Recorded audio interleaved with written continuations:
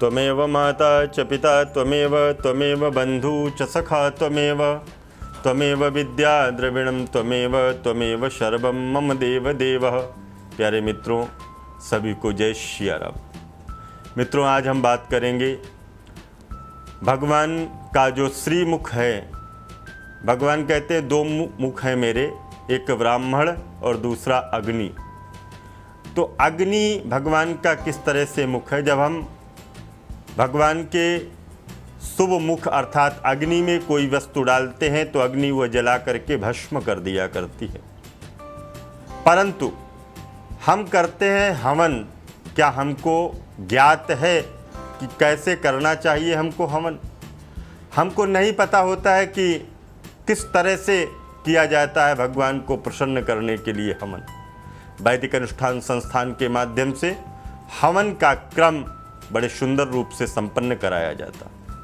सर्वप्रथम हम आपको बताएं कि जब हम हवन करें तो हवन करते समय अग्नि प्रज्वलित हो, अग्नि जल रही हो, तभी हम हवन करें, पहली बात। दूसरी बात, जब हम हवन कर रहे हैं तो उसके अंदर जो समिधा अर्थात जो लकड़ी पड़ी हुई है, जो लकड़ी हम उस हवन कुंड में डालेंगे, वह लकड़ी ना तो ज़्यादा बड़ी होनी चाहिए और ना ही बहुत छोटी होनी चाहिए। कहते हैं 10 अंगुल लंबी ही वह लकड़ी होनी चाहिए। मित्रों, इसके साथ वह लकड़ी अंगूठे से ज़्यादा मोटी भी नहीं होनी चाहिए। तीसरी बात, छाल रहित अर्थात जिसमें छाल लगी हुई होती है, ऐसी लकड़ी को नहीं डालना है, छाल रहित हो। क्योंकि हो सकता है जो छाल लगी हुई है उस छाल के अंदर कोई कीड़ा आकर के बैठ गया है और आपने छाल लगी हुई लकड़ी को यज्ञ कुंड में रख दिया, उसके अंदर जो कीड़ा बैठा हुआ है वह कीड़ा मृत्यु को प्राप्त हो गया। आप देख रहे हैं कि इस लकड़ी में किसी तरह के कीड़े हैं, परंतु आपने उस लकड़ी को हवन में रख दिया, यह भी आपको नहीं करना चाहिए। अगर आप ऐसा करते हैं तो जितना आप पुण्य कर रहे हैं उससे ज़्यादा आपको पाप मिल रहा है। क्यों? क्योंकि जीव हत्या हो रही है। मित्रों, इसके साथ अग्नि को कभी भी पंखे की सहायता से डुला करके उसको प्रज्वलित नहीं करनी चाहिए।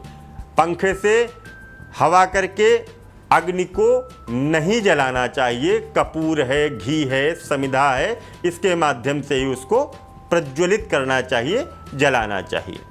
मित्रों, जो हम तिल, जौ, चावल मिला करके सामग्री बनाते हैं, इस सामग्री को तिल, जौ, चावल इन तीनों को एक दिन पहले साफ कर लेना चाहिए, धुल लेना चाहिए।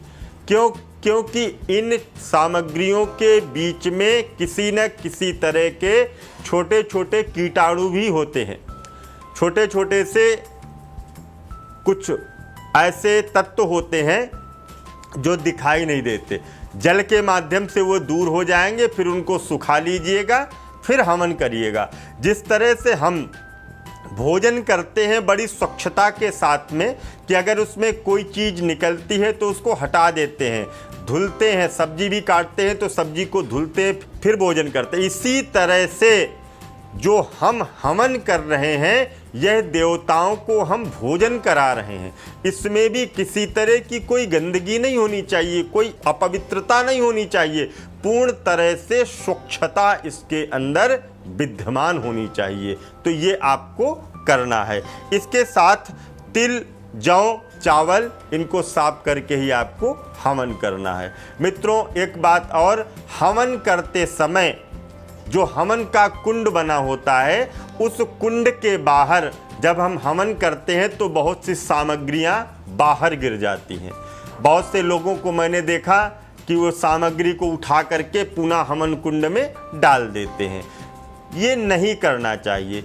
ये उसी तरह से है जैसे हम भोजन करते हैं तो भोजन थाली से यदि थोड़ा सा भोजन भूमि पर गिर गया तो उस भोजन को उठा करके हम पुनः नहीं खाते हैं। इसी तरह से देवताओं को जो हम हवन सामग्री भेंट कर रहे हैं वह यदि बाहर गिर गई है तो वह गऊ के मांस के बराबर हो जाता है, पुनः उसको उठा करके हवन कुंड में नहीं डालना चाहिए। इन छोटी छोटी सी बातों को जब आप ध्यान में रखेंगे तो आपके जीवन में मंगल होगा। आपने देखा होगा हवन के बाद में बलि का विधान होता है, नारियल की बलि दी जाती है, कुम्हड़े की बलि दी जाती है। हमारे यहाँ पर पशुओं की बलि देने का विधान नहीं है, वहाँ पर कुम्हड़ा और नारियल का विधान है। इसको देने से, इसको देगा कौन? बोले जो पुरुष वर्ग होगा वही बलि को देगा, स्त्रियां बलि को नहीं देती, तो स्त्रियों को यह काम नहीं करना चाहिए। इसके बाद में कहते हैं एकादशी, पूर्णिमा और अमावस्या को अपने घर में हवन कराना चाहिए। उससे क्या होता है, घर के अंदर जो नकारात्मक ऊर्जाएं हैं दूर हो जाती हैं, सकारात्मक ऊर्जाओं का प्रवेश हो जाता है मंत्रों के माध्यम से, हवन के माध्यम से। और हवन में भोग के रूप में खीर या हलवा का भोग जरूर डालना चाहिए, जरूर लगाना चाहिए। हवन करते समय, पूजा करते समय विशेष बात का ध्यान रखना है कि आपके साथ में जो आपकी पत्नी बैठी हुई है उनका स्थान आपके दाहिने होना चाहिए। वैसे तो वह बाएं भाग में है, परंतु पूजा करते समय दाहिने भाग में है। इस तरह से जब आप हवन करेंगे तो आपके जीवन में मंगल ही मंगल होगा। इसी मंगल कामना के साथ पुनः आपसे मुलाकात करेंगे। तब तक दीजिए इजाज़त। जय माता दी, जय माँ गंगे।